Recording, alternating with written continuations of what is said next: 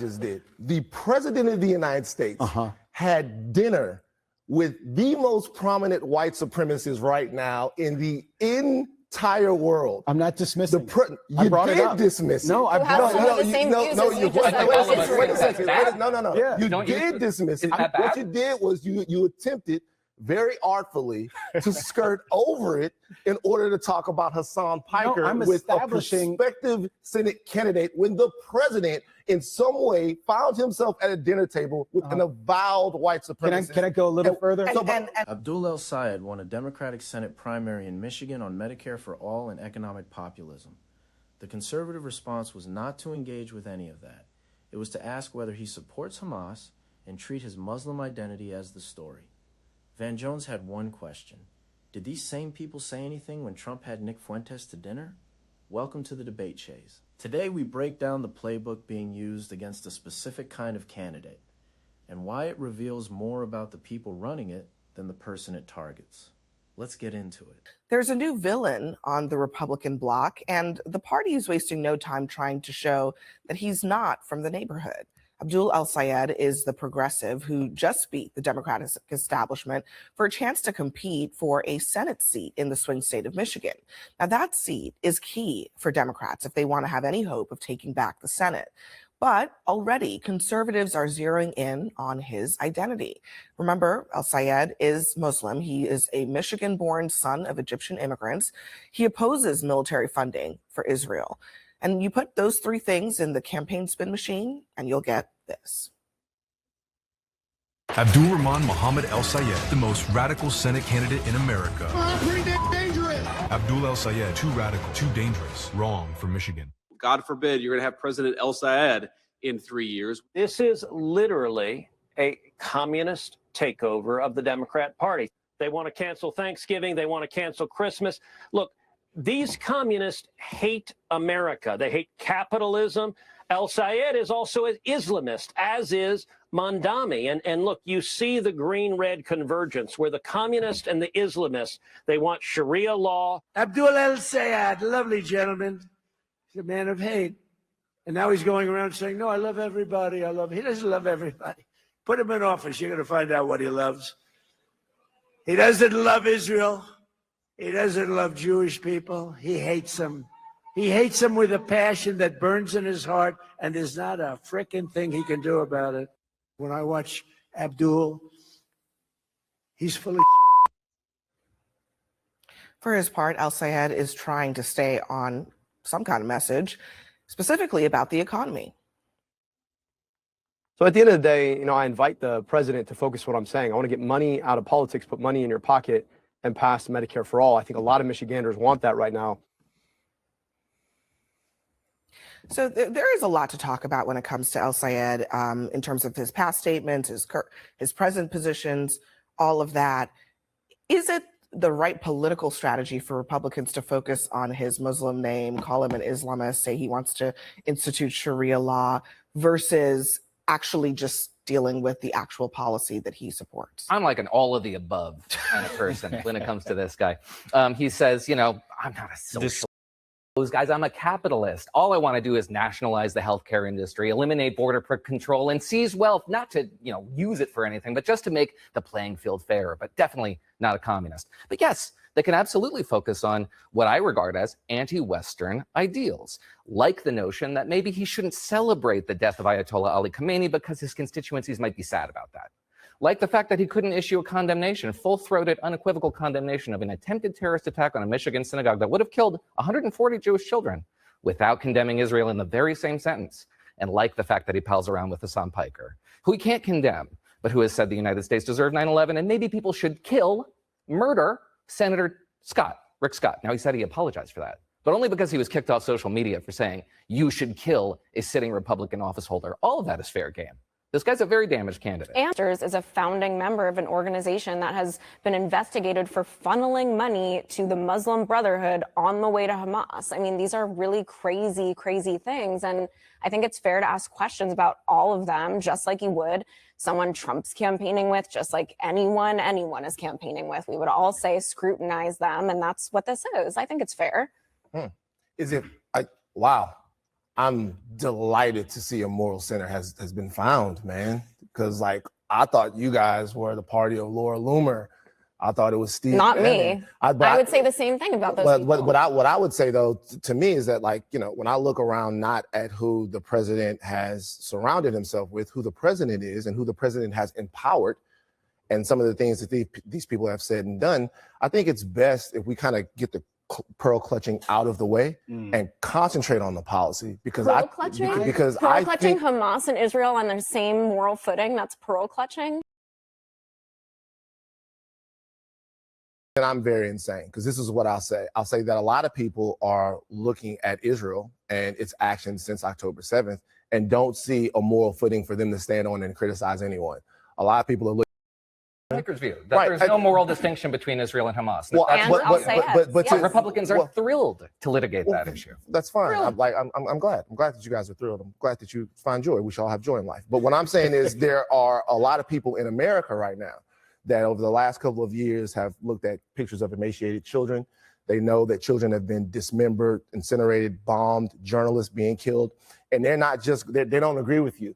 And so you're going to have to make a case to those people, not how bad they are for not being able to see a moral distinction. And you'll have to make a case to the Jewish voters who care about the... Let's start with what El-Sayed is actually running on, because the panel kept getting pulled away from it, and that pull was itself the story.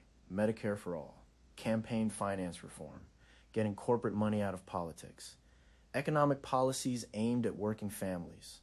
These positions won him a Democratic primary in Michigan against an established incumbent. They received the least attention on this panel because the conservative pundits had a different agenda entirely.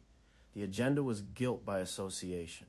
The conservative panelists cited statements by Hasan Piker, a progressive commentator with his own platform, and attempted to use them as evidence against El-Sayed. The connection was not organizational, not financial, not a formal endorsement. It was the loose affiliation that exists between any two people in overlapping political spaces. By that standard, every Republican who ever appeared at CPAC should be held accountable for every statement made by every other CPAC speaker. Nobody suggested that standard, because it is absurd. It is equally absurd applied to El-Sayed. The only difference is who is being targeted. Van Jones landed the counterargument that should have ended the thread. Trump hosted Nick Fuentes, a man who expressed open admiration for Hitler and compared the Holocaust to baking cookies, for dinner at Mar-a-Lago. No apology, no distance. The conservative panelists performing outrage over El-Sayed's loose affiliation said nothing about Fuentes or defended the dinner as a scheduling mishap. The asymmetry does not require analysis. It requires honesty about what the standard actually is and who it actually applies to. The Muslim identity dimension deserves to be named directly because the panel kept dancing around it. At the economy, because I'm not saying that flippantly. I'm just saying, you know, there is a hierarchy of needs here for the American people. And I don't think there's really any question that at the top of that list is the economy. And there are all these things you could say about El-Sayed and a lot of these other candidates. But one of the big reasons that these messages, whether you call them socialist or not, are working is because people feel like the system is broken. It ain't working for them. Yeah. They are not bringing home enough money. I'd say that the populist MAGA message has resonated with plenty of people. And for much the same reason, I think some of the DSA style, communist style, not communist, that's unfair, but DSA style rhetoric has resonated with plenty of people as well. But I do think, just going back for briefly, not all the way in, I'm sorry, Abby, but briefly, I mean, man, you weren't so much defending the candidate. You were doing this thing that we'd become accustomed to calling whataboutism. I thought the president had these bad affiliations.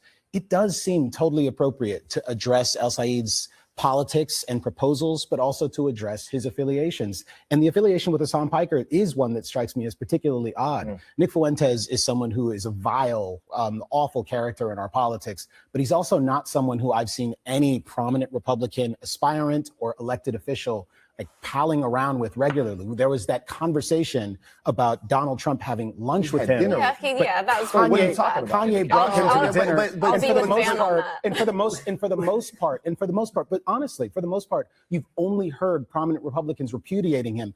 I do think the permission structure on the left gives me some concern. Now, listen to what the questions El-Sayed faces about Hamas, about Israel, about his Egyptian heritage and religious identity are not questions directed at Christian or Jewish candidates with equivalent political positions. A progressive white senator who voted against Israel aid packages would not be asked in every interview whether he supports Hamas. The frame is not a policy frame. It is an identity frame designed to make his Muslim American identity itself the disqualifying factor that requires constant interrogation before any policy discussion can proceed. One panelist argued El-Sayed brings the conversation back to Israel himself. Another made the more accurate point that every interviewer forces the Israel question before anything else is addressed. Both can be true, but the asymmetry matters. When the first question in every interview is about a foreign conflict rather than the domestic platform that won the primary, the interview structure has already decided what he is. The Medicare for All candidate becomes the Muslim candidate, and the economic populist becomes the Gaza candidate.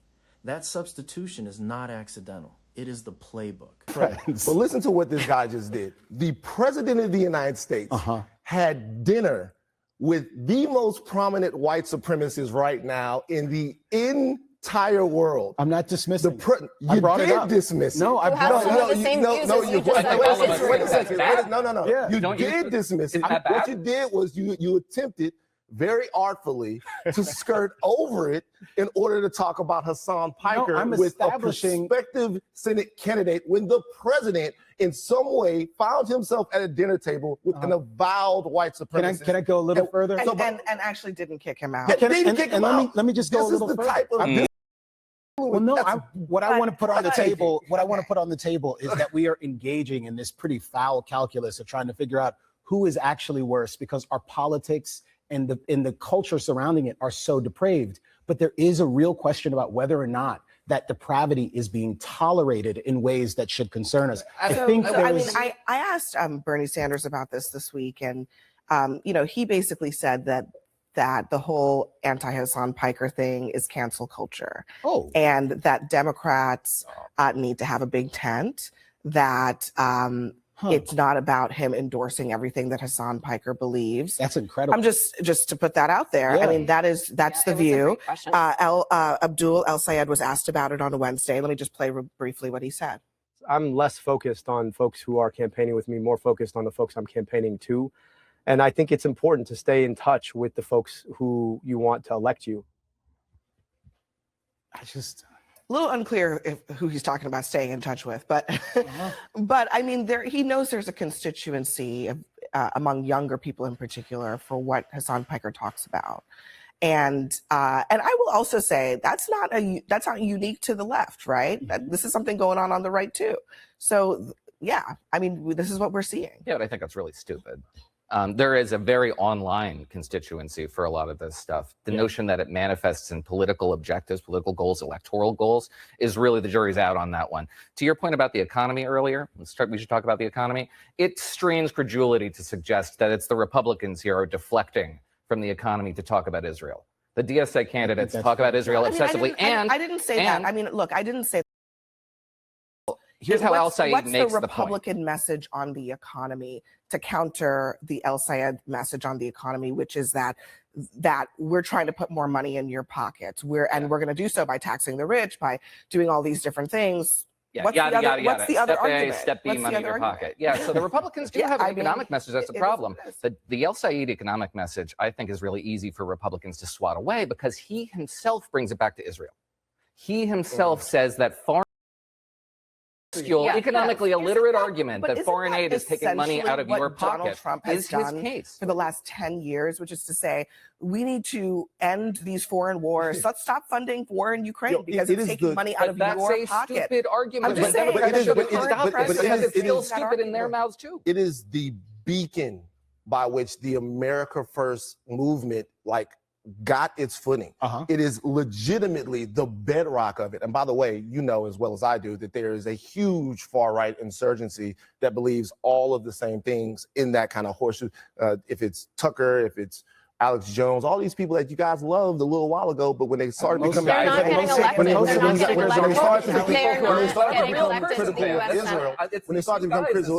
what I'm telling you is this though.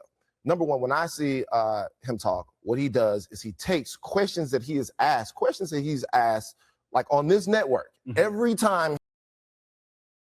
It's not the economy, it's Israel. And so he goes, let me kind of connect these two ideas about why I think that we should take money and not give it to Israel, not give it to any foreign power, and reinvest it into our cities and our states. So a lot of times he is making an economic message out of questions he's being asked because we're obsessed with litigating Israel every single time he comes up. All right, we'll have to leave it. What this panel revealed most clearly is that the attacks on Abdul El-Sayed are not really about Hasan Piker or Hamas or any specific policy position.